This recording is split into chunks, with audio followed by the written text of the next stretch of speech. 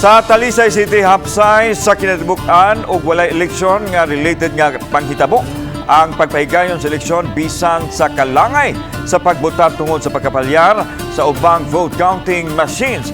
Adunay live report si Femari Dumabok. Fem.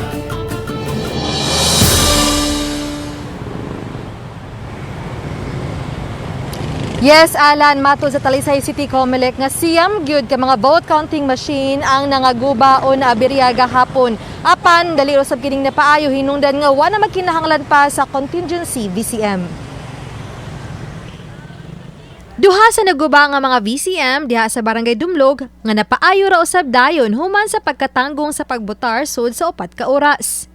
Bisan ko nakalangay kini sa pipila ka mga botante, sama nining 21 anyos nga first-time voter og maoy katapusang nakabotar siyang presinto kay dito nakalinya sa precinct nga nagub-an og BCM. Gilagway nga nagmalampuson og malinawon ra ang piniliay. Kay first-time voter og naglibog siyang pagabuhaton, gitabangan siya siyang inahan. First time ba? Oo.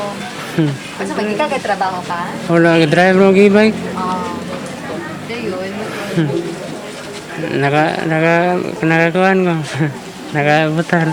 Butar siya. Gidiyaan sa siya maguwang. Wala tabang iguan. Nya karon kay perti dyan yung huwat sa kunimo man ko. Motor na sayop sad mi nga kanang naglinya ba. Mato di Attorney Ana Flor Guhilde, election officer nga miabot og 87% ang turnout of votes sa syudad. Mas taas kini itandi sa miaging piniliay. Ang syudad ang adunay kapin sa 148,000 ka mga botante.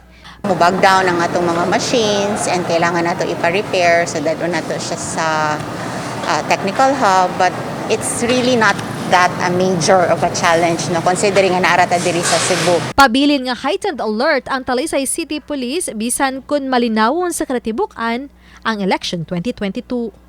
Generally peaceful. The people were able to go to polling centers and they were able to cast their votes.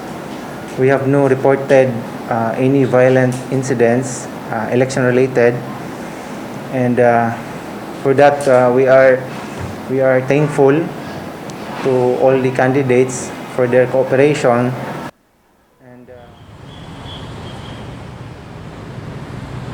Lan gabi ang mga naglangkob sa electoral board dakip na sa mga support staff ang nihatod sa mga nagamit nga vote counting machine, mga ballot boxes ug mga anakan ni sulod nga mga nagamit na nga mga balota, mga batteries ug lakip na ang bampang mga election supplies ngadto sa Talisay City Hall. Hinungdan nga may mga pulis ang gisangunan sa pagbantay niini hangtod nga mahatod kini ngadto sa provincial Comelec. Lan, Daghang salamat, Femari Dumabok.